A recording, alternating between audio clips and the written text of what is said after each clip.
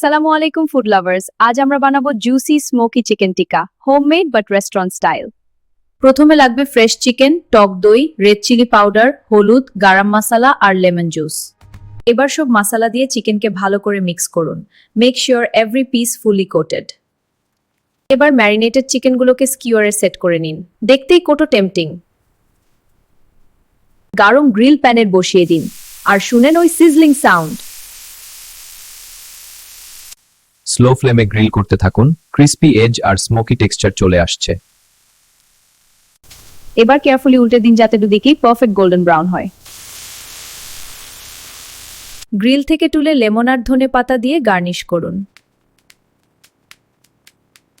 সাইডে গ্রিন চাটনি অ্যাড করুন। Now it's ready to serve.